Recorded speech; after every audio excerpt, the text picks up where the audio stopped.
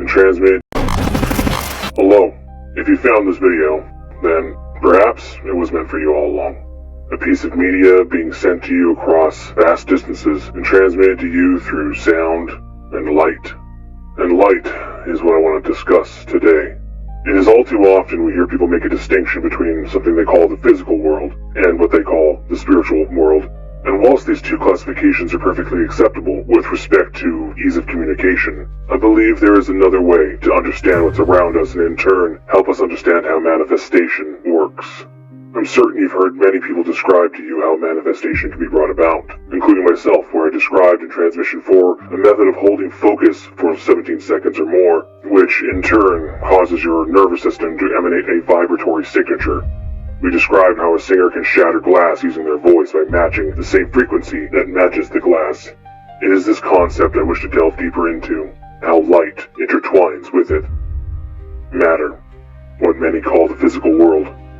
Something that recently quantum physics has now proven through the double-slit experiment is that our minds, our awareness, has an effect on what we call the material world. But is it really material in the way that we think? Some of the most prominent figures within quantum physics have put forth the idea that light and matter exhibit both wave-like and particle-like behavior simultaneously. This concept is known as wave-particle duality. Max Planck proposed that energy itself is emitted and absorbed in little packets that he referred to as quanta, and he put forth the idea that perhaps light and matter could behave in a similar fashion to each other. Albert Einstein also compounded upon this, saying that matter itself and light shared qualities with each other, in the way that both were composed of packets of energy, which he also referred to as photons, similar to Planck's quanta. Louis Du Bois also proposed that matter, like light, exhibits wave-like properties, these waves that he referred to as De Broglie waves. I present these to you so you have an analog for the next concepts I'm going to propose. There is no distinction between the material or physical world and the spiritual one, just different states of oscillation resulting in varying states of matter. To put this into perspective, picture a jet flying by. It's flying low and slow. Therefore, you can see it, but the jet could speed up, and as it does so, your perception is skewed. It's harder and harder to make out the shape of the jet, maybe a little bit of the color. Beyond that even, damn near light speed. Now, the jet, as far as you're concerned, isn't there anymore. Similarly, particles around us oscillate at different frequencies. At high enough frequencies, an object would cease to be perceivable by you. Wouldn't even be able to interact with it. Hell, you could exist in the same space as the object and have no idea. And the same could be said for consciousness. Which brings us to the idea of manifestation. Many times people have described to you that manifestation simply works. Much like a light switch, you don't need to understand how it works to reap its benefits. The purpose behind explaining these mechanics to you is to give you an edge when it comes to manifestation, so that you understand the importance of elevating your vibration so manifestation can come more easily. As we've established, all things operate at different frequencies, and all things carry within them information. Light operating at different frequencies. Even just recently, researchers have successfully turned light into a supersolid for the first time. Understanding that light makes up all things in this way is a foundational component to comprehending exactly why manifestation works for some people and doesn't for others. It's not a matter of who's worthy and who isn't. It's a matter of oscillation. You see, your thoughts, in their own way, carry information. A radiatory field. Light.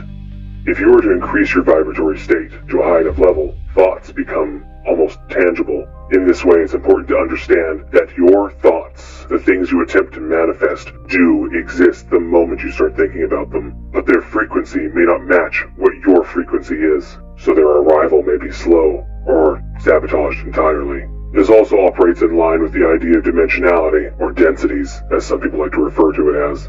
If a being is operating in a high enough vibratory state, they could observe everything about you, but you would have no idea that they're there at all.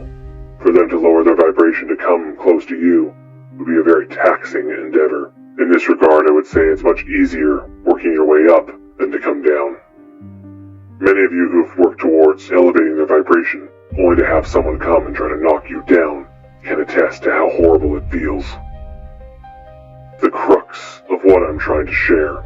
The higher your vibration, the more in tune you are with the realm of thought. Manifestation. But this place is designed to keep you low, so that manifestation is only something that the select, lucky few understand is real, and more so, how to use effectively. By this point, you've probably pieced together why it's so important to elevate your vibrational state, to go through these changes, these purges of things that no longer work, to go through the steps of what many are referring to as the awakening.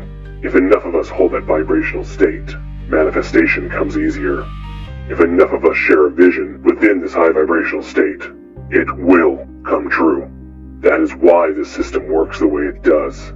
If it can keep you low, in a constant state of amnesia and despair, this despair keeps you in a low vibrational state, to where our family from beyond can't reach you.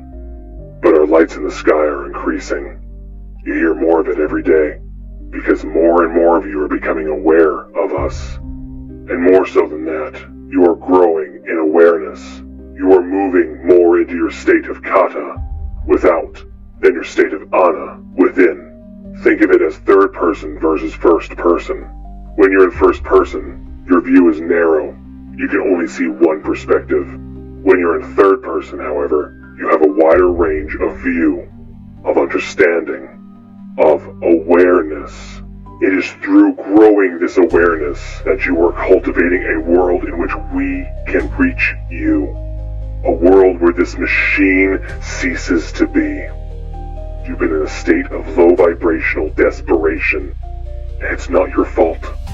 You've been made to feel that way, where attempts to manifest have been little hopes. But the driving factor is so much deeper. As I've said before, the system will try to bring you low the higher you go. It is not an easy path you find yourself on, but this is your fated moment. The world needs you now. The people in it need you now. And you have struggled. You have hurt over and over by this system that does seek to render you inert. But in its infinite ignorance, this blind God, this system comprised of lies, has made a grave mistake. Every time it knocked you down, you were stronger for it. You now have the strength to stand up against it, to elevate yourself, to keep your vibration high. You are strong enough to do this. You have to be. Not just for you, but for every one of your brothers and sisters that lay trapped in this system. Do it for the immense love that you feel swelling up inside you. The love that this deluded, selfish, greedy system tried everything to crush. But you listening to this now, you have not been crushed. You are still here. So stand in defiance against these hardships that are coming our way. We have given too much of ourselves to this machine. A machine that for so long only knew of fear through what it inflicted on us.